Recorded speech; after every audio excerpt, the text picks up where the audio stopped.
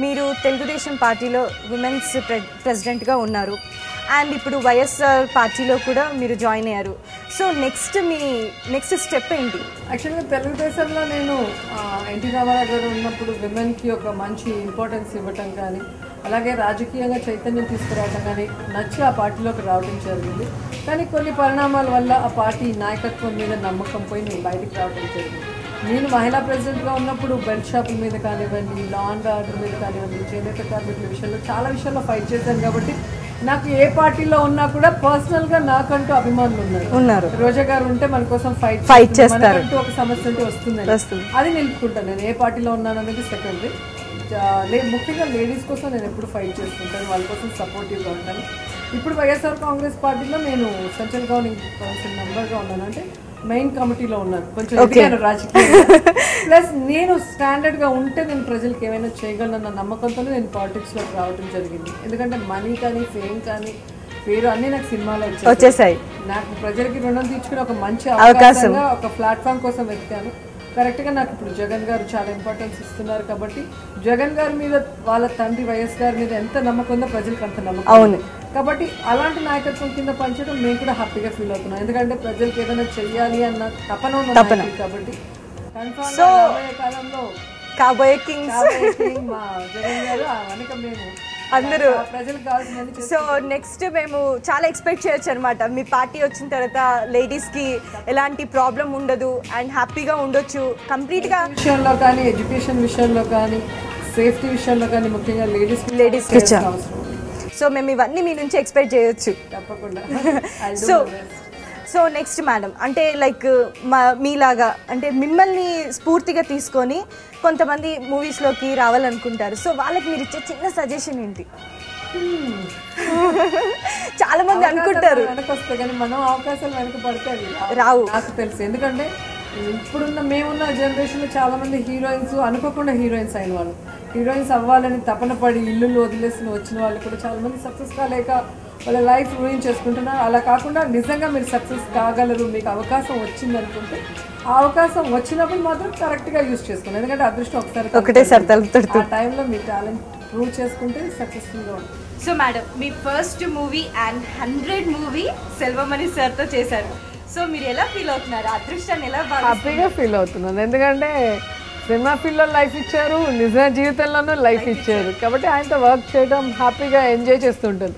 అదొక పిక్నిక్ లాగా ఒక మంచి టైం అనుకుంటారు తప్ప షూటింగ్ అని ఎప్పుడు కూడా ఫీల్ అవ్వలేదు. సో చాలా కంఫర్ట్ గా ఉంటారు అనమాట సార్ సెట్ కాబట్టి మీకు ఎలాంటి హ్యాపీ. నేనే రాని అందరూ మేడం మేడం అంటుంటారు కదా, ఎక్స్ట్రా అటెన్షన్.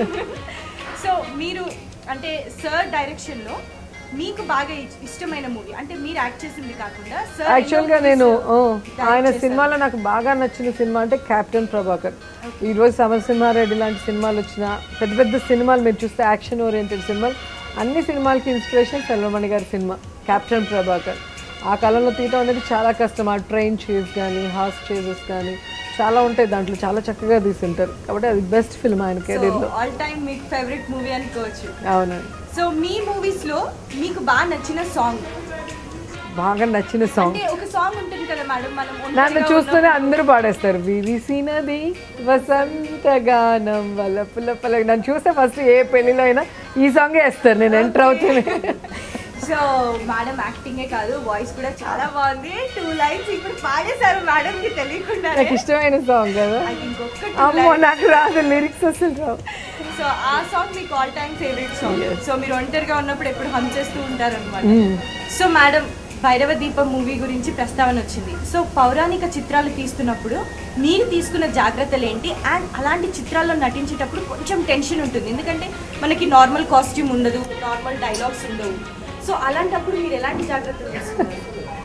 యాక్చువల్గా అలాంటి సినిమా నాకు రావడం నా లక్గా భావిస్తున్నాను. ఎందుకంటే విజయవాహిని ఆ బ్యానర్ అంటేనే మీకు తెలుసు, ఎన్టీ రామారావు గారు లాంటి పెద్ద పెద్ద ఆర్టిస్టులే అసలు ఎంతో ఉత్సాహంగా చేసేవాళ్ళు. అలాంటిది నాకు మంచి అవకాశం రావటం, రాణి గెటం తీసుకున్న జాగ్రత్తలు అంటే నేను అబ్బాయిలాగా టకా నడుస్తాను. మీరు చూస్తారు నా విజువల్స్ నడిచొచ్చేటప్పుడు పాలిటిక్స్లో, అక్కడేమో వయ్యారంగా నడవాలి, అది చాలా ప్రాక్టీస్ చేయించారు. సెకండ్ సిగ్గుపడటం, నాకు నవ్వటం వచ్చి కానీ సిగ్గుపడటం రాదు కాబట్టి నాకు సిగ్గుపడే షార్ట్ పెట్టినామనంతా రోజే సిగ్గుపడుతుందంట, రండి చూద్దామని వస్తారు. అందరు కెమెరా వెనక నించుంటే నాకు ఎలా ఉంటుంది చెప్పండి. నేను ఇలా అని ఇలా నవ్వుతాను, అదే సిగ్గు. సినిమాలో సిగ్గుపడటం రాదు. సో మనం చూసుంటాము మేడం ఎప్పుడు ఇలా పెట్టుకున్నాను అంటే ఇంక సిగ్గు రాలేదు కాబట్టి మెల్లిగా ఎస్కేప్ అయినట్టే నేను. కానీ దాంట్లో యాక్ట్ చేయడానికి భయపడలేదు, ఎందుకంటే ఆల్మోస్ట్ అందరూ కొత్త ఫోక్లర్ మూవీస్ అందరూ నేర్చుకుంటున్నారు కాబట్టి నాకు పెద్ద టెన్షన్ అని ఏమనిపించలేదు. కాస్ట్యూమ్స్ మాత్రం నాకు చాలా నచ్చాయి, ఎందుకంటే ఆ కాస్ట్యూమ్స్లో నేను నిజంగానే రాజకుమారి లాగా ఉన్నాను. ఆ సినిమా తర్వాత రాణి క్యారెక్టర్ అయినా దేవుడి క్యారెక్టర్ అయినా రోజానే, ఆ కళ్ళు ముక్కు స్మైల్ అని చెప్పి నాకే వస్తుంది బికాజ్ ఆ ఫిలిం వల్ల. కాబట్టి అలాంటివి మన ఊహల్లో ఉంటాయి తప్ప నిజ జీవితంలో కూడా మనం చూసుకోగలిగే అదృష్టం నాకు దొరికింది. నాట్ ఓన్లీ ఫోక్లర్, మైథలాజికల్ చేశాను అదే బ్యానర్లో నేను, కృష్ణార్జున విజయం. అలాగే నక్సలైట్ సినిమాలు చేశాను, ఎన్కౌంటర్, సమ్మక్క సారక్క, అలాగే దేవుడి సినిమాలు దుర్గా, యాక్షన్ మూవీస్ చేశాను, సమరం అండ్ లా టీచర్. అలాగా ఆ వేరియస్ క్యారెక్టర్స్ వేరియస్ గెటప్స్తో నేను చేయటం అనేది నిజంగా డైరెక్టర్స్ థ్యాంక్స్ చెప్పుకోవాలి, ఇండస్ట్రీకి థ్యాంక్స్ చెప్పుకోవాలి. ఓకే, సో మీరు చెప్పారు కదా ఇప్పుడు దుర్గా క్యారెక్టర్ చేశారు కదా, సో కంప్లీట్గా డిఫరెంట్ క్యారెక్టర్. ఒక దేవతగా చూడాలి అంటే లైక్ అందరినీ తీసుకోరు, కొన్ని క్వాలిటీస్ కళ్ళు ముక్కు ఫేస్ కట్ అన్నీ పర్టికులర్గా చూస్తారు మనకి. ఇప్పుడు శ్రీరామరాజ్యంలో కూడా భూదేవి క్యారెక్టర్ అంటే నాకే వచ్చింది, అది నా లక్గా ఫీల్ అయ్యాను. 2 scenes ఉన్నా కూడా చాలా బాగుంటుంది అసలు చూడటానికి. సో మీరు ఎలా ఫీల్ అయ్యారు మేడం ఆ క్యారెక్టర్కి, దుర్గా క్యారెక్టర్కి ఫస్ట్ మీకు చెప్పినప్పుడు మీరు ఎలా ఫీల్ అయ్యారు? ఆ క్యారెక్టర్ని నేను దాంట్లో డిఫరెన్స్ ఉంది, దేవుడి గెటప్ ఉంటుంది, నార్మల్ గెటప్ ఉంటుంది, ప్లస్ నేను చనిపోయిన తర్వాత నాలోకి ఒక నెగిటివ్ క్యారెక్టర్ వచ్చాక నేను ఒక ఫెరోషియస్గా యాక్ట్ చేయడం, మళ్ళీ అందరు చూసినప్పుడు ఇన్నోసెంట్గా యాక్ట్ చేయడం, అదొక డిఫరెంట్ ఒక ఎక్స్పీరియన్స్ నాకు కూడా. నేను ఆ మూవీని ఆల్మోస్ట్ 5-6 times చూసాను మేడం. ఎప్పుడు ఆ మూవీ వచ్చినా నేను చూస్తాను. యాక్చువల్లీ ఆ సినిమాలో నా డాటర్గా నా సన్గా యాక్ట్ చేసింది మా అన్నయ్య కూతురు, చిన్నది. నేనంటే చాలా ప్రాణం. ఆ సినిమాలో వచ్చి నా దగ్గరికి వచ్చినప్పుడు ఏడవాలి, ఎందుకంటే విలన్ నాలో ఉన్నారు, మిగతా అందరి దగ్గర నవ్వాలి. అదేమో నా దగ్గర నవ్వుతుంది, ఎవరి దగ్గర నవ్వదు. వాళ్ళే ఉండేది ఒక్కొక్క షాట్కి దాన్ని ఇలా ఇలా ఇలా భయపెడితే మళ్ళీ పెద్ద అయ్యాక సీడీ తెచ్చుకుని చూసి అత్తయ్యకి నేనంటే ప్రేమ కదా, ఎందుకు నన్ను అంత హింసించింది, ఎందుకు నన్ను అలా కొట్టిందని అడుగుతుంది చూసి. లేదు అది యాక్టింగ్ అని చెప్తే ఆహా అనుకుంటాను, తెలియదు కదా. ఓకే, సో ఆ మూవీలో మీరు చాలా స్వీట్ మెమరీస్ని ఫేస్ చేశారనమాట. సో మేడం మీ ప్రెషస్ టైంని మా ఇండియా ఛానల్కి స్పెండ్ చేసి మీ స్వీట్ మెమరీస్ని మాతో షేర్ చేసుకున్నందుకు thank you so much. Thank you అండి. మళ్ళీ ప్రేక్షకులందరినీ కలుసుకొని మళ్ళీ వాళ్ళందరికీ దగ్గర అయ్యే అవకాశం ఇచ్చినందుకు మీకు కూడా thanks. Thank you so much madam. It's my pleasure.